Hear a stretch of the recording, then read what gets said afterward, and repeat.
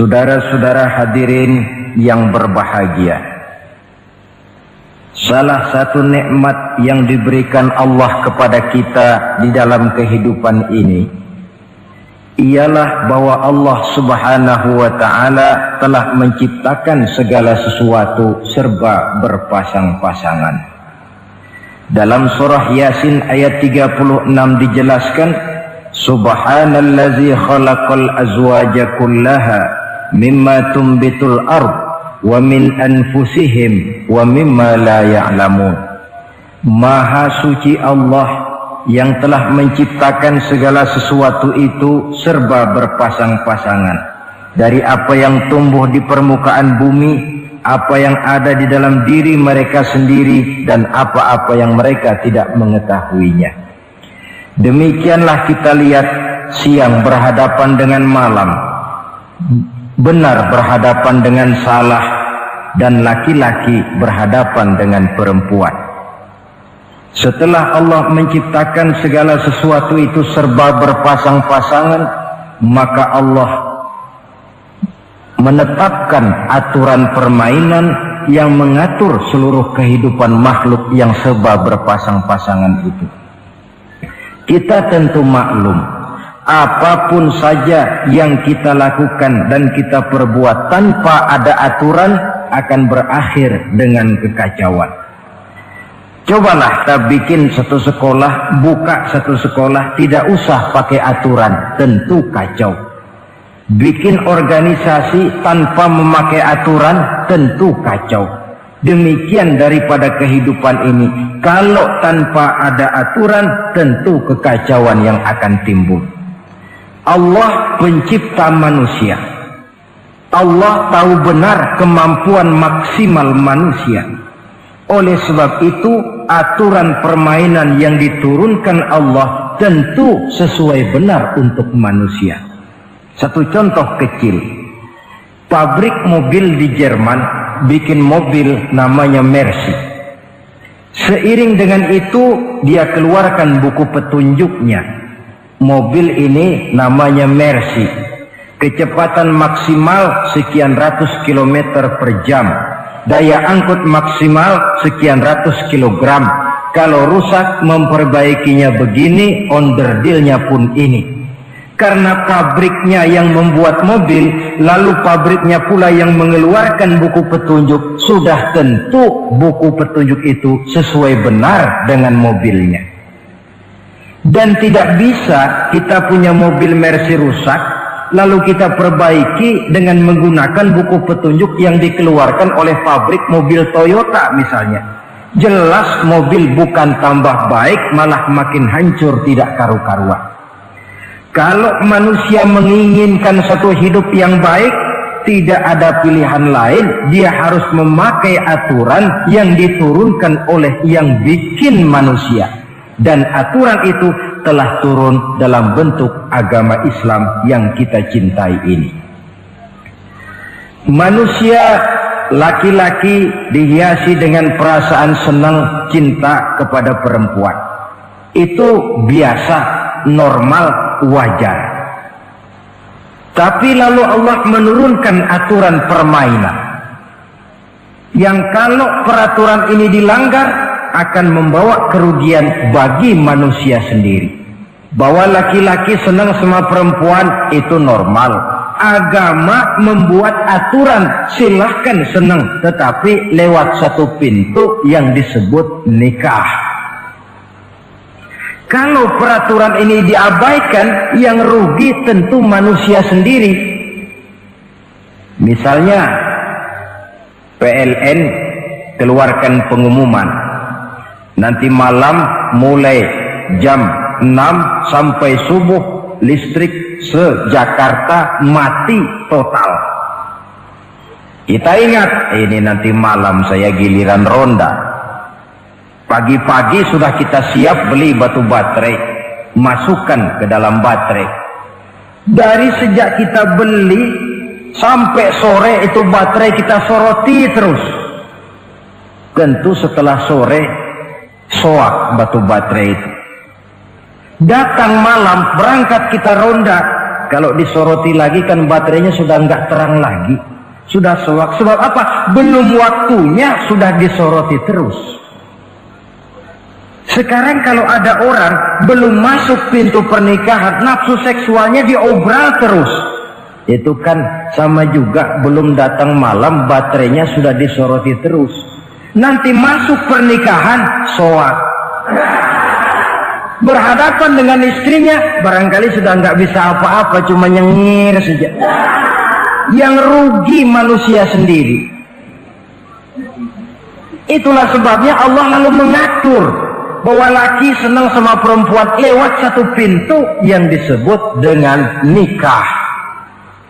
Maka pada pertemuan kali ini kita akan bicara tentang nikah dalam Islam. Saya bagi kepada 3 masalah pokok saja. Pertama, pengertian dan kedudukan nikah menurut Islam. Yang kedua, motivasi pernikahan.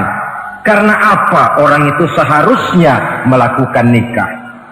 Dan yang ketiga, membina rumah tangga bahagia menurut contoh Rasulullah Sallallahu Alaihi Wasallam. Hadirin yang saya hormati, kita mulai dengan yang pertama, pengertian nikah. Dalam kehidupan sehari-hari ada 2 kata yang sering kita gunakan, kawin dan nikah. Kalimat kawin kelihatannya dipergunakan oleh semua makhluk hidup. Lain dengan nikah, ini hanya digunakan khusus untuk manusia muslim. Makanya kita sering dengar orang bilang kucing kawin, ayam kawin, kambing kawin, dan belum pernah kita dengar ada ayam nikah atau kucing nikah. Sebab apa? Nikah ini cuma dipakai oleh makhluk bernama manusia yang muslim. Apa pengertian nikah? Seorang tokoh, Abi Yahya Zakaria Al-Ansari, di dalam kitab Fathul Wahhabnya menjelaskan, an-nikahu aqdun yatadammanu ibahatal wat'i bilafzi inkahin au nahwihi. Nikah adalah akad, yaitu ijab dan qabul, yang akad ini menjamin dibolehkannya pergaulan bebas antara laki-laki dan perempuan. Jadi kalau sementara anak muda kita beranggapan bagaimana Islam ini kolot, masa laki-laki tidak boleh bergaul dengan perempuan, itu anggapan salah. Islam bukan saja tidak melarang, malah menganjurkan laki-laki bergaul dengan perempuan sebebas-bebasnya, sepanjang pergaulan itu bisa dipertanggungjawabkan, baik menurut hukum negara, lebih-lebih menurut hukum agama. Coba orang kalau sudah akad, sudah ijab qabul, ada saksi, ada wali, selesai itu dia masuk ke dalam kamar berdua, bergaul di situ sebebas-bebasnya, itu saya kira 100% halal. Tidak perlu lagi orang curiga, tidak perlu lagi sembunyi-sembunyi. Kenapa? Ini bentuk pergaulan yang bisa dipertanggungjawabkan. Kalau tidak, dengan dalih new morality, kebudayaan modern, lalu melakukan yang disebut free love, free sex, samen liven, hidup bersama tanpa nikah alias kumpul kebo. Dan saya kira itu kebo cuma mewakili saja. Artinya begitulah kalau binatang itu kumpul. Sebab kumpul kucing pun saya kira begitu, kumpul ayam pun begitu. Kebo cuma mewakili binatang dalam kalimat itu. Tengoklah berapa banyak sudah bayi-bayi yang lahir ke dunia ini tanpa tahu kemana dia harus memanggil bapak. Berapa banyak gadis-gadis bergelimpangan jadi korban dari orang-orang yang tidak bertanggung jawab. Itu semua merupakan ironi.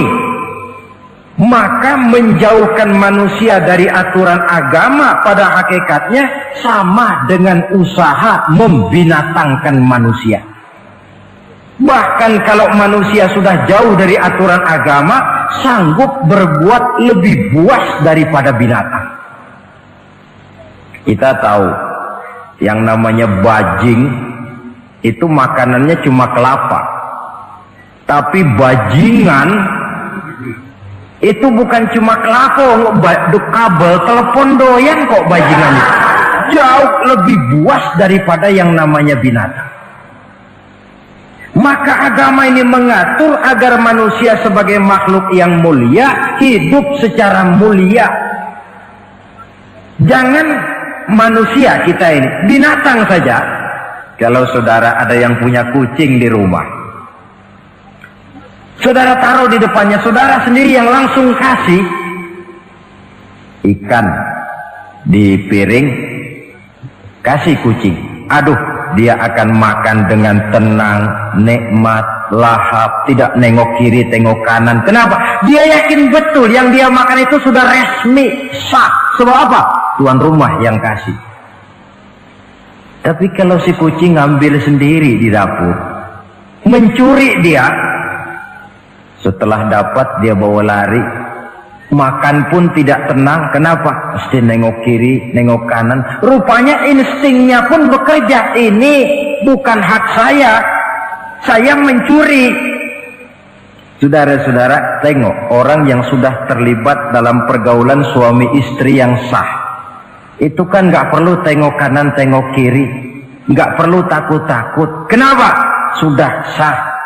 Tapi kalau yang bukan istrinya, wah itu sudah seperti kucing nyolong ikan, tengok kiri, tengok kanan, tidak pernah mengalami ketenangan. Itu selintas pengertian nikah. Lalu bagaimana kedudukan nikah menurut Islam? Ternyata nikah dalam pandangan Islam tidak cuma sekedar untuk memenuhi kebutuhan biologis manusia, tidak cuma sekedar untuk memperkembangbiakkan keturunan, tidak cuma sekedar untuk mendapat ketenangan hidup.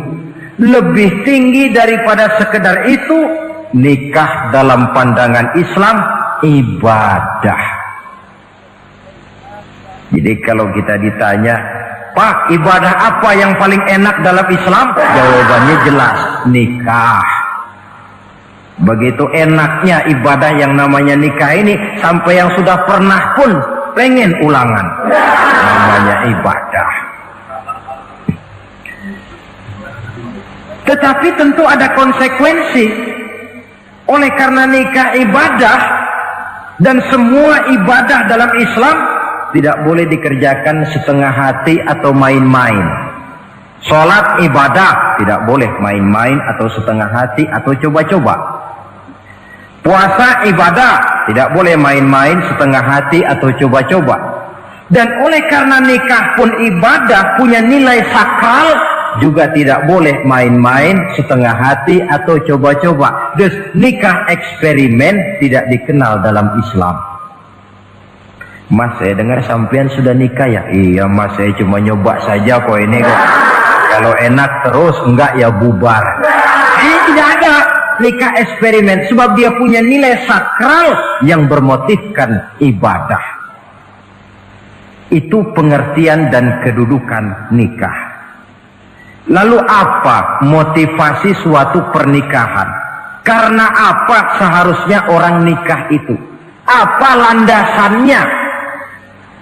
Saudara, hadis yang diriwayatkan oleh Imam Bukhari, Muslim, Abu Dawud dan Ibnu Majah dari Abi Hurairah menjelaskan, Nabi bersabda, tunkahul mar'atu li arba'in. Nikahilah perempuan karena 4 perkara. Kalau dia perempuan, tentu nikahilah laki-laki karena 4 perkara. Memilih jodoh, nah inilah lengkapnya konsepsi Islam. Memilih jodoh saja Islam itu memberikan petunjuk kok. Karena apa orang memilih jodoh itu? Kata Rasul yang karena 4 faktor. Pertama, lima liha, karena dia orang kaya, cari yang kaya. Yang kedua, lihasabiha, karena dia keturunan orang baik-baik, cari keturunan orang baik-baik. Yang ketiga, lijamaliha, karena dia cantik, cari yang cantik. Dan yang keempat, lidiniha, karena dia orang taat beragama, cari orang yang taat beragama. Kalau berkumpul keempat-empatnya, rasanya surga dunia sudah. Coba lihat, suami mana sih yang tidak bangga punya istri cantik, kaya, keturunan orang baik-baik, lalu taat beragama? Atau istri mana sih yang tidak bangga punya suami ganteng, kaya, keturunan orang baik-baik, dan taat pula beragama? Tapi kan terus terang, yang kumpul keempat-empatnya kan boleh dibilang jenis makhluk langka ini. Sulit. Kadang-kadang cantik, kaya, akhlaknya kayak setan. Ada saja kurangnya. Oleh karena ada saja kurangnya, lalu Nabi memberikan stressing, penekanan. Fazfar bizatiddin taribat iyadat. Pilih orang yang taat melaksanakan agama, niscaya hidupmu akan berkah. Jadi motivasi suatu pernikahan hendaknya agama. Apa rahasianya? Mari kita lihat. Kalau orang memilih pasangan karena rupa yang cantik semata-mata, silakan, tapi jangan jadi motivasi utama. Kalau rupa yang cantik jadi alasan utama, saya yakin rumah tangga tidak akan tahan lama. Sebab apa? Pertama, yang namanya cantik itu relatif.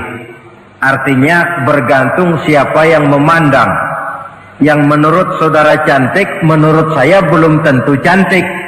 Yang kata saya cantik, menurut saudara barangkali itu yang jelek. Relatif.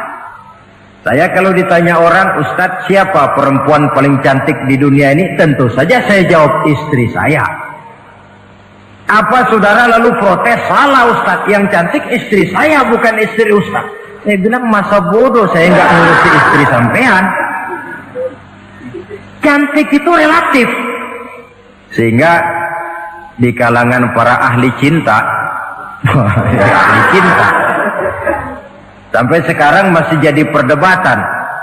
Sebenarnya cantik yang bikin orang jatuh cinta, apa cinta yang membuat orang jadi kelihatan cantik? Dua-duanya bisa terjadi. Mungkin karena cantik orang jatuh cinta, dan bisa juga karena sudah kadung cinta orang kelihatannya jadi cantik. Tapi yang jelas cantik relatif. Yang relatif tidak bisa dijadikan sandaran utama. Yang kedua, yang namanya cantik itu temporer. Artinya berubah oleh pergeseran masa dan pertukaran waktu. Sekarang dia cantik, of course. Sedang sweet 17-an, sedang honeymoon, sedang bulan madu, sedang pengantin baru, tentu saja cantik. Punya dia anak satu, kecantikan mulai menurun. Punya dia anak dua, kulit mulai keriput. Punya dia anak tiga, apalagi tak pandai bersolek, sudahlah onderdir mulai pada copot. Kalau rumah tangga didasarkan kepada rupa yang cantik saja, selesailah rumah tangga sampai di situ. Yang ketiga, di atas langit, rupanya masih ada langit lagi. Di atas yang kita anggap cantik, rupanya masih ada yang lebih cantik. Kalau cantik yang kita kejar, kita akan jadi petualang yang pindah dari perempuan satu ke perempuan yang lain. Cinta bajak laut namanya. Di mana kapal berlabuh, di sana cinta mendarat. Saudara hadirin yang saya hormati, padahal sate dengan singkong itu kan bedanya cuma di tenggorokan. Kalau sudah masuk ke dalam perut, kenyangnya barangkali sama. Malah barangkali besok pagi kalau keluar lebih tidak enak baunya sate itu daripada singkong. Makanya orang kalau sudah nikah oleh Nabi dipesan, apabila kamu di jalan melihat perempuan yang membuat kamu kagum, cepat-cepatlah pulang ke rumah. Sebab apa? Sebab yang perempuan cantik di jalan kau lihat itu punya, istrimu juga di rumah punya. Gak percaya cobalah pulang, akurin, sama itu. Silahkan cari yang cantik, tapi jangan dijadikan motivasi utama. Yang kedua, kalau perkawinan, pernikahan cuma karena harta, silahkan cari yang kaya. Tapi kan harta itu, kata Imamul Ghazali, al-mal zillun zail. Harta bagaikan bayangan. Sore di sebelah barat, tengah hari di tengah, sore pindah ke sebelah timur. Hari ini dia kaya, besok dia bangkrut. Roda itu berputar. Kalau harta dijadikan pilihan utama, boleh jadi dalam hidup berumah tangga ada pepatah, ada uang abang disayang, tidak ada uang abang melayang. Artinya pun rumah tangga tidak akan tahan lama. Yang ketiga, kalau karena keturunan, persilahkan cari keturunan yang baik-baik. Namun toh pada akhirnya orang diajarkan bahwa kita ini mau besar atau tidak bukan dengan jalan menyempeng kepada kebesaran orang lain, tetapi ditentukan oleh kepribadian kita sendiri. Sekarang kalau karena agama, Nabi berikan penekanan fazfar bidzatid din taribat yadak. Pilih orang yang taat beragama, niscaya hidupmu akan beruntung. Apa rahasianya? Tidak lain rumah tangga Rasulullah Sallallahu Alaihi Wasallam. Yang ini artinya kita sudah masuk kepada bagian ketiga, bagaimana membina rumah tangga bahagia menurut contoh baginda Nabi. Saudara, bagaimana sih rumah tangga Rasul itu? Kelihatan dari dua ucapannya, pendek, singkat, tapi punya pengertian filosofis yang mendalam. Dua kalimat saja beliau bilang tentang rumah tangganya, yaitu baiti jannati, rumah tanggaku laksana surga bagiku. Bayangkan kalau seorang suami sudah mampu berkata macam begitu, bahagia hidupnya. Ini barangkali tantangan buat kita semua. Mampukah kita di rumah tangga berkata semacam perkataan beliau tadi? Baiti jannati, rumah tanggaku laksana surga bagiku. Padahal dari sejarah kita baca, Rasul itu rumahnya kecil, tidurnya di atas pelepah daun korma, sampai berbekas di pipinya. Sarapan paginya seteguk zam-zam, sepotong roti, kadang-kadang 3 butir korma. Tempat tidurnya bukan alga spring bed atau Dunlop pillow macam kita punya. Di rumahnya tidak ada mebel spaghetti model yang lagi ngetop-ngetopnya. Entah di tengah rumah macam itu, beliau sanggup berkata, baiti jannati. Kenapa kita yang hidup di zaman di mana fasilitas mestinya lebih menunjang, kok malah banyak yang berkata sebaliknya? Baiti nari, rumah tanggaku laksana neraka bagiku. Padahal dilihat dari segi materi, rumahnya bertingkat, mobilnya serba berkilat, uangnya banyak berlipat-lipat, istri pun cantik memikat, kadangkala boleh jadi jumlahnya 4. Tapi tiap hari kiamat. Kenapa ini? Marilah kita lihat. Ternyata rumah tangga Rasul itu motivasinya tidak lain agama. Agama menuntun suami dan istri masing-masing untuk tahu kewajiban dan tahu haknya. Kalau kewajiban sudah dilaksanakan, lalu hak diberikan, akan timbul pengertian, understanding. Kalau sudah ada saling pengertian, akan timbul ketenangan, feeling of security. Dan ketenangan tangga utama untuk mencapai yang disebut bahagia. Itu sebabnya hakikatnya membicarakan rumah tangga yang berdasarkan agama tidak lain adalah bagaimana seharusnya seorang suami melaksanakan kewajibannya dan seorang istri melaksanakan tugasnya. Artinya kewajiban suami itu apa? Kewajiban istri itu apa? Kewajiban istri hak suami, kewajiban suami hak untuk istrinya menurut tuntunan dan tuntutan agama. Saudara hadirin, menurut hadis riwayat Abu Dawud dari Muawiyah bin Haidah, satu hari Rasul ditanya, "Ya Rasul, apa sih hak istri-istri kami ini? Artinya kewajiban kami sebagai suami ini apa?" Rasul menjawab, pertama, an tat'amaha iza ta'imta. Kau beri istrimu makan sebagaimana engkau makan. Saudara hadirin, tetapi seorang istri pun kalau sudah diberikan nafkah oleh suaminya untuk mengatur makanan, dia harus pandai mengaturnya dengan sebaik-baiknya. Menu yang teratur, gizi yang lengkap, dan saya kira yang namanya 4 sehat 5 sempurna itu kan tidak berarti bahwa hidup ini harus serba mewah, tidak. Yang penting ada variasi sehingga tidak merangsang suami untuk makan di luar. Jangan misalnya tahu suaminya senang jengkol lalu tiap hari saja jengkol, itu kan bisa kejengkolan suami. Dengan demikian,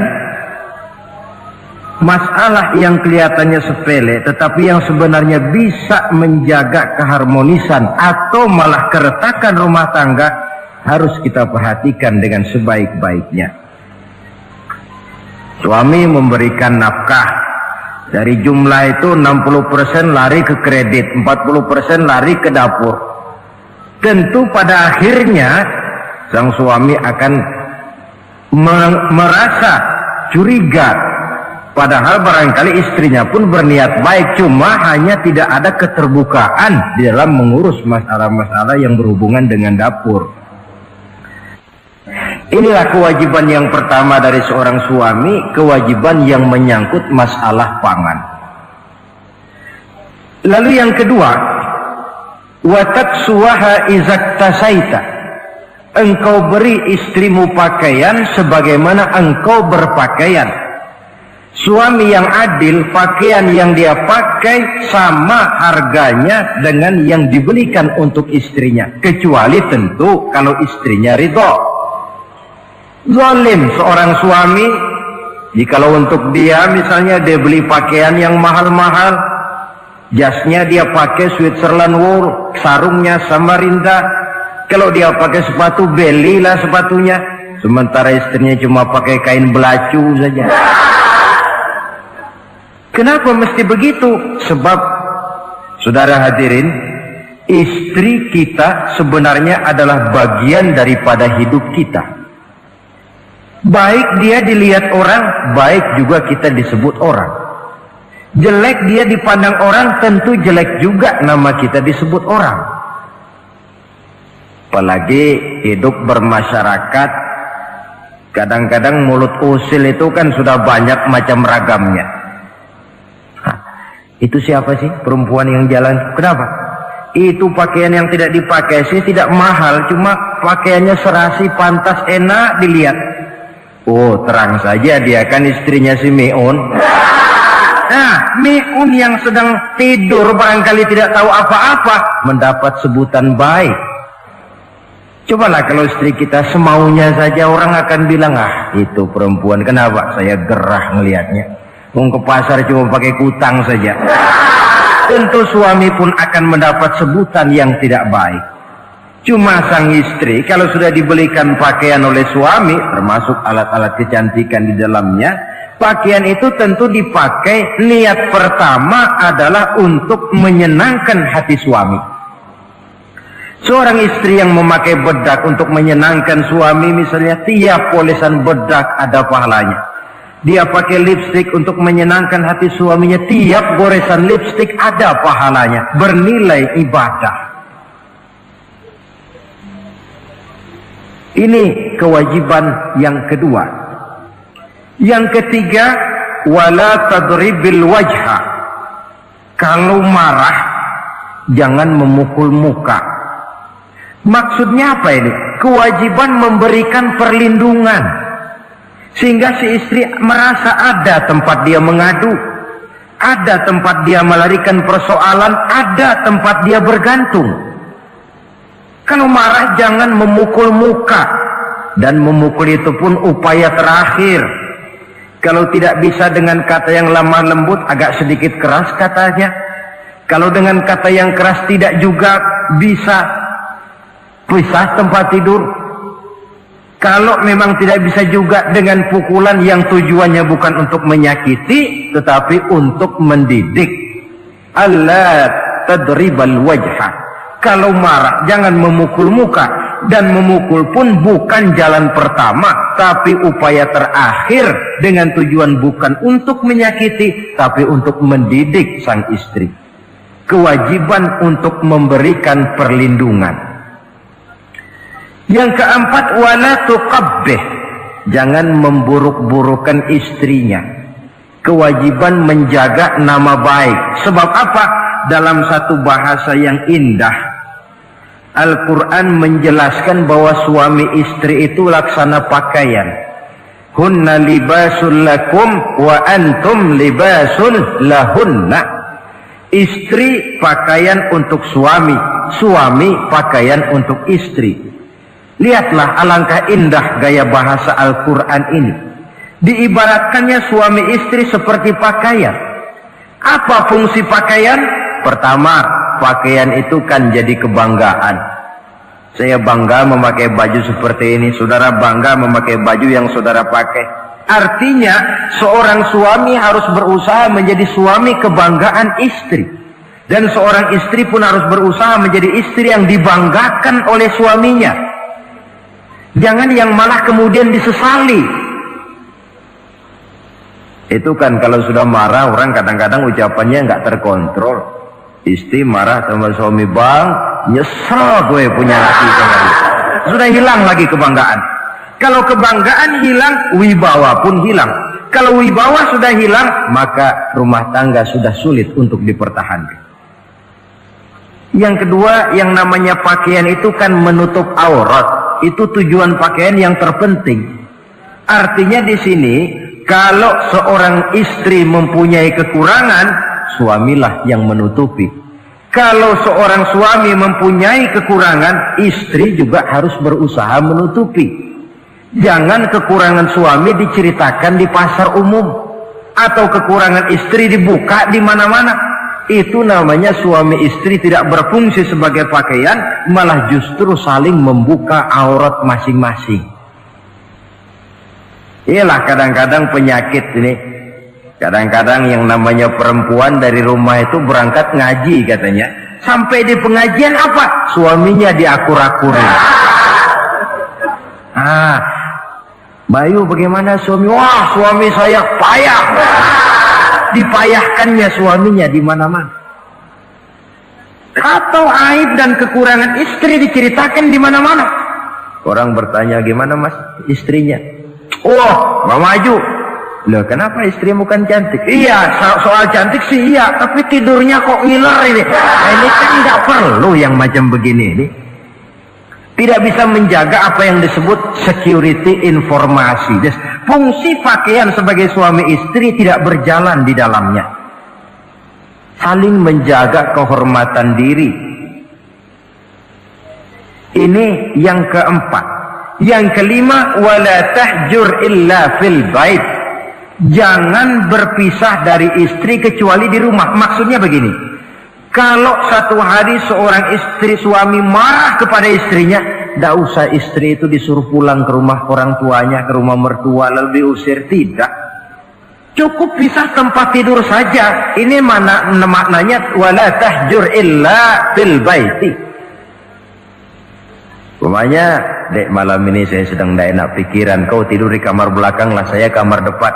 Cukup pisah tempat tidur saja, tidak perlu istri dipulangkan ke rumah orang tuanya. Nanti umpamanya tengah malam turun hujan, udara dingin, pikiran berubah, merasa perlu, kan tinggal manggil. Tidak jauh secara psikologis ajaran semacam ini bisa kita terima. Saudara hadirin yang saya hormati, ini pada prinsipnya kewajiban seorang suami. Kewajiban yang menyangkut masalah pangan, sandang, perlindungan, memelihara kehormatan, dan menjaga ketenangan di rumah tangga dengan menyelesaikan persoalan rumah tangga itu secara intern. Jangan belum apa-apa sudah mertua diundang, orang tua dibon. Persoalan belum tentu selesai, tapi masalah sudah meluas. Cobalah kita selesaikan intern dulu. Kalau kemudian ternyata dianggap perlu mengundang orang tua, mertua, keluarga, baru kita upayakan ke arah itu. Ini kewajiban suami dan ini merupakan hak istri. Lalu bagaimana kewajiban istri sekarang ini? Istri kewajibannya merupakan hak untuk suami. Saudara, dari hadis yang diriwayatkan Imam Ibnu Majah dari Ali bin Yazid dari Abi Umamah, Nabi bersabda, "Mastafadal mu'minu ba'da taqwallahi azza wa jalla khairan lahu min zaujatin salihah." Bagi seorang mukmin, sesudah dia mempunyai sifat takwa kepada Allah, tidak ada yang lebih membawa manfaat selain daripada istri yang solehah. Istri solehah itu yang bagaimana? Yang hidup mampu melaksanakan kewajibannya. Apa kewajibannya? Kata Nabi, pertama, in amaroha atau athu. Kalau diperintah, dia taat. Kewajiban istri yang pertama, taat kepada suaminya. Begitu besar kewajiban taat kepada suami, sampai-sampai Nabi pernah menyatakan, "Lau kuntu amiran ahadan ayyasjuda li ahadin la amartul mar'ata an tasjuda li zawjiha." Kalau saja boleh, kata Nabi, aku memerintahkan manusia sujud kepada sesama manusia, tentu aku perintahkan istri untuk sujud kepada suaminya. Untung saja sujud kepada manusia tidak boleh. Kalau boleh, istri itu disuruh sujud kepada suami. Tentu karena besar hak suami atas dirinya. Yang kedua, ibadah sunnah tidak mendapat izin suami juga bukan saja tidak berpahala, malah berdosa. Umpamanya, pengantin baru, si istri kebetulan santri, malam minggu pesta, besoknya hari Senin, si istri sudah kadang biasa hidup sebagai santri, hari Senin puasa sunnah. Dia bilang sama suaminya, "Bang, besok saya mau puasa sunnah nih, hari Senin." Kata suaminya, "Kalau kau puasa juga kau kejam. Lalu kau puasa, aku disuruh ngapain?" Tidak diizinkan oleh suami, dia puasa juga. Bukan saja tidak mendapat pahala, malah berdosa. Sampai amalan yang sunnah pun tidak diizinkan oleh suami, berdosa.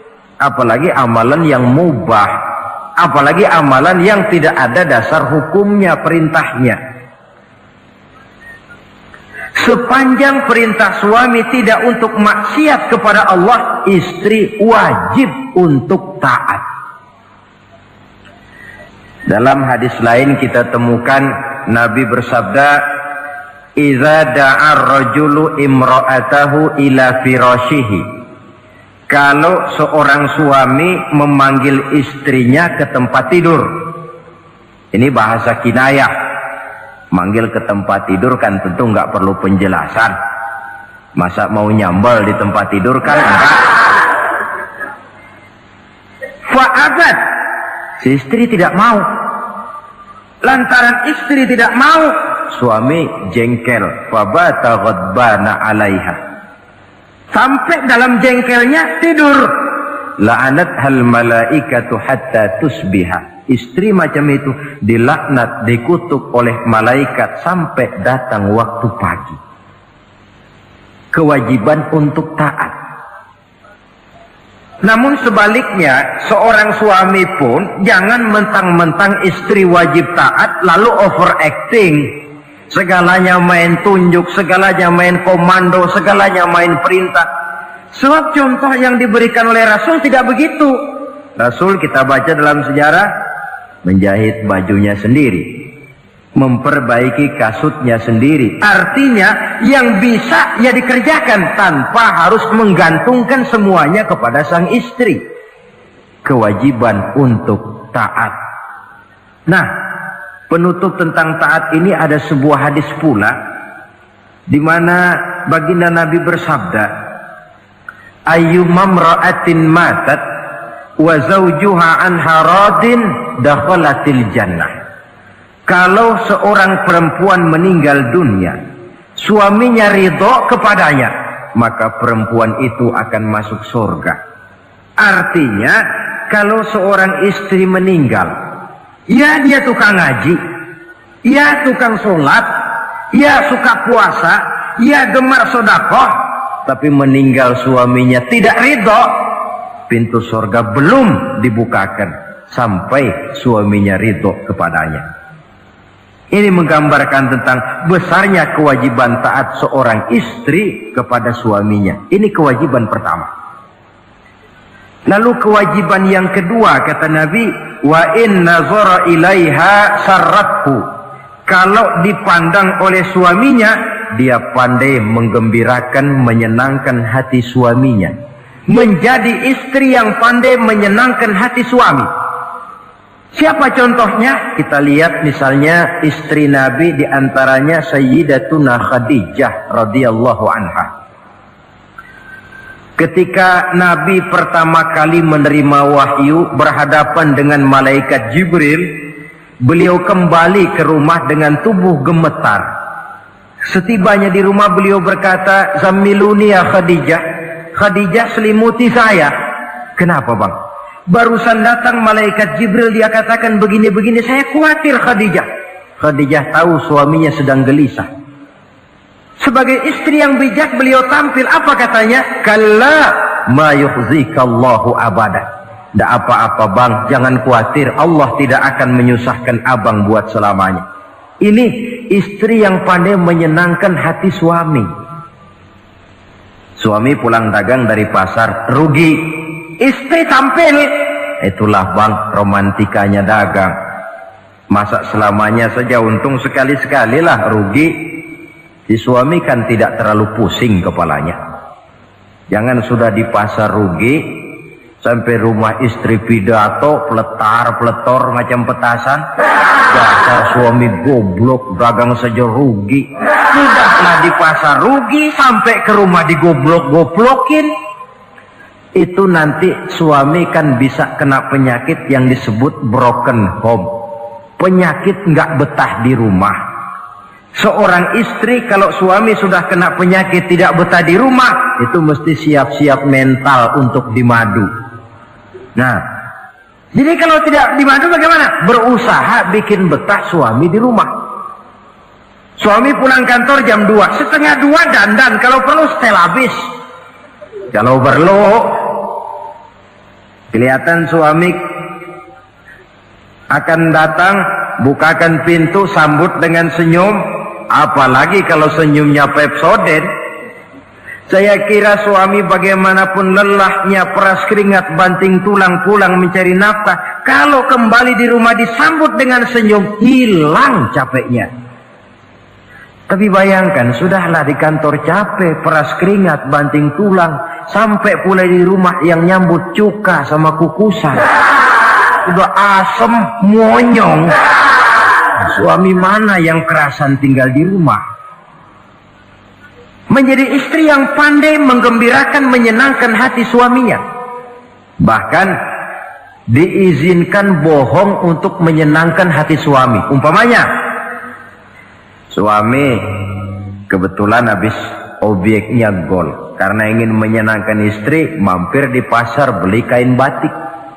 Si suami tidak tahu bagaimana kain batik yang bagus, beli saja sembarangan.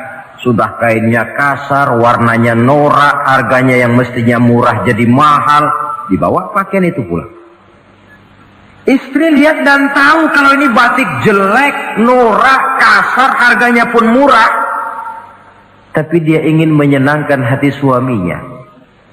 Suaminya tanya, bagaimana dek kain batik ini? Waduh bang, bagus betul kain ini. Pinter bener abang milih warna ini.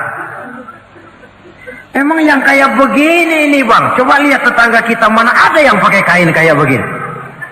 Ya memang gak ada, jelek.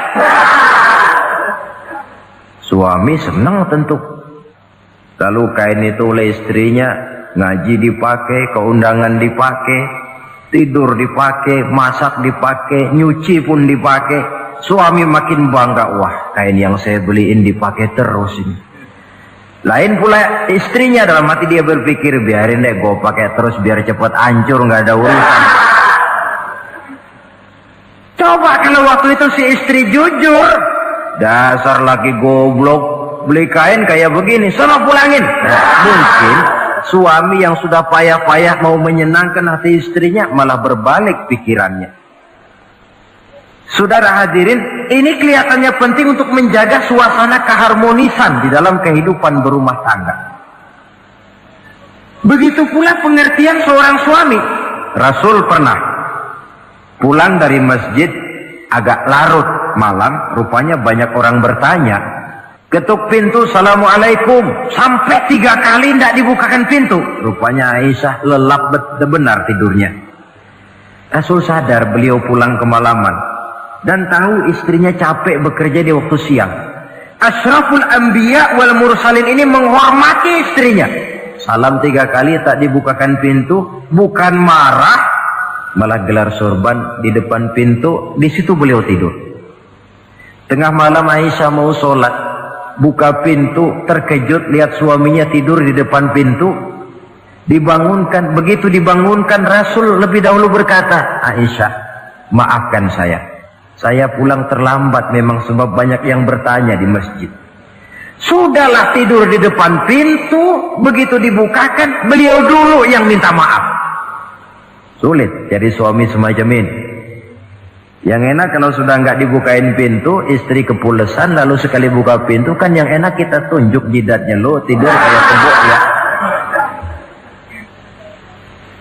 Saudara hadirin, menjadi istri yang pandai menyenangkan hati suaminya, sebab tidak ada seorang suami bisa sukses baik di medan tugas, di masyarakat, di kantor, di toko, di tempat manapun kalau tidak ditunjang oleh peran serta dari para istrinya. Karena itulah perempuan walaupun peranannya tidak begitu kelihatan, sebenarnya sangat menentukan. Seorang suami yang jujur, polos, lugu, sederhana, sanggup menjadi koruptor ulung karena didorong-dorong oleh istrinya. Merangsang ketamakan suami. Istri dibakar oleh tetangganya. Bang, kenapa? Kau kan di kantor kepala bagian. Lalu, tangga kita pegawai kecil saja bang, tapi coba lihat istrinya kalau pakai gelang kayak pelek beca bang gelangnya. Kau kepala bagian gak bisa beliin saya macam gitu, kepala bagian goblok. Lalu bagaimana bu, gaji saya kan sudah jelas segitu. Iya, kamu kan kepala bagian. Apaan kayak di kantor sabet. Kalau sudah main sabut-sabutan begini, sudah merangsang suami untuk berbuat yang tidak baik. Kecil, tidak begitu kelihatan, tapi sangat menentukan. Istri yang soleh, yang bisa melaksanakan kewajibannya, yaitu pandai menyenangkan hati suaminya. Ini kewajiban istri yang kedua. Yang ketiga, wa in aqsama alaihi abarrathu. Kalau suami memberikan sesuatu, dia pandai berbakti, menjadi istri yang pandai bersyukur kepada suami. Kita ingat ketika pulang Mi'raj kan Rasul bercerita, saya dalam perjalanan itu diperlihatkan neraka, kata Rasul. Saya lihat kok isinya kok lebih banyak perempuan daripada laki-laki. Nah, sahabat heran, ya Rasul, lebih banyak perempuan? Iya. Apa mereka tidak sholat? Sholat. Apa mereka tidak pernah hadir di majelis taklim? Oh, rajinan dia sama suaminya. Ada apa? Tidak pernah baca Quran? Rajin. Lalu kenapa kok isinya kebagian besar perempuan? Rasul menjawab, hunna yakfurnal ashir. Mereka umumnya tidak pandai bersyukur kepada suaminya. Hujan panas setahun dibalas dengan hujan sehari. Kalau suaminya sedikit salah, sudah kehilangan pertimbangan, tertutup seluruh kebaikannya. Yang kelihatan cuma salahnya saja. Maka sebaiknya di dalam hidup berumah tangga, baik suami maupun istri itu masing-masing sedia timbangan. Kalau satu saat suami salah, istri ambil timbangan. Timbang, suami saya salahnya ini, jasanya ini. Bertahun-tahun dia hidup mencari nafkah buat saya, membelikan pakaian untuk saya, mencarikan makan untuk saya. Salahnya ini. Timbang, mana lebih banyak salahnya atau benarnya? Dengan demikian kita akan bisa menghasilkan keputusan objektif. Giliran istri yang salah, suami yang ambil timbangan, ukur mana lebih banyak baiknya atau salahnya. Kalau tiap kita masing-masing punya timbangan, insya Allah nilai-nilai objektif dari suatu pertimbangan akan bisa kita temukan dalam mengambil keputusan. Istri yang pandai berbakti membalas budi daripada suaminya. Kewajiban yang keempat dari seorang istri, wa in ghaba anhu nasahathu fi nafsiha wa malihi. Kalau suami tidak ada di rumah, dia pandai menjaga kehormatan dirinya dan pandai menjaga harta suaminya.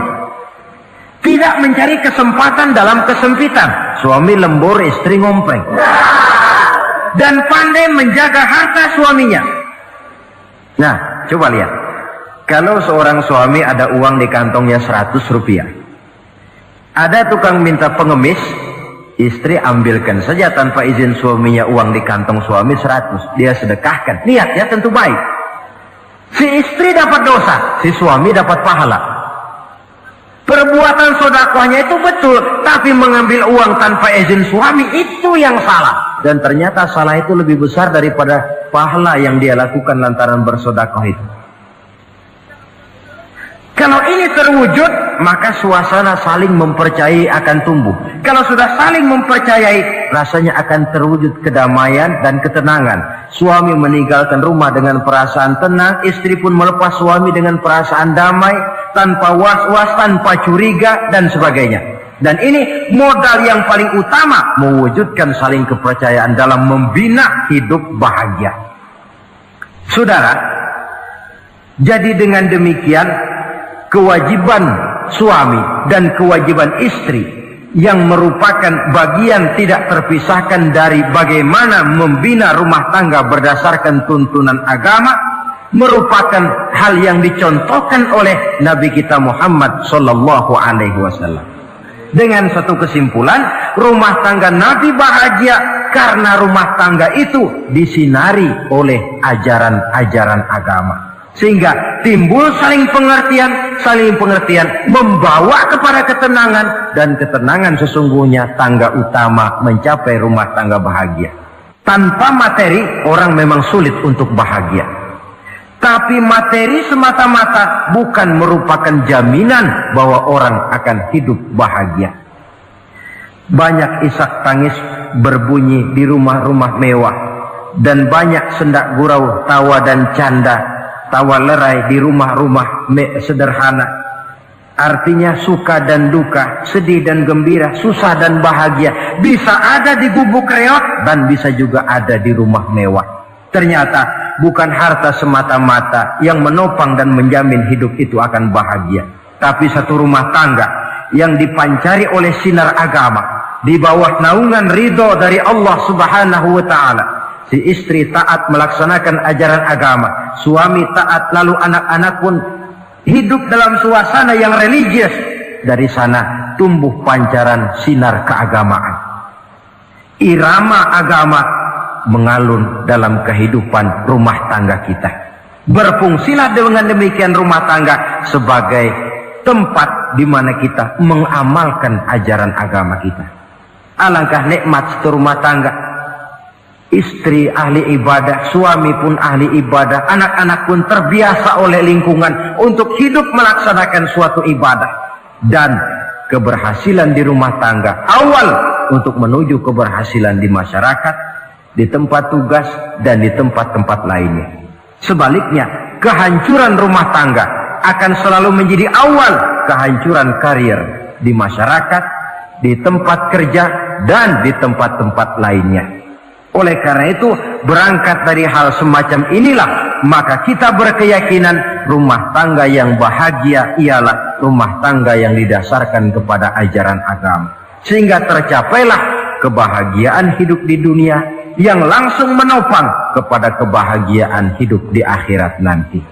Nah, inilah pembicaraan kita pada pertemuan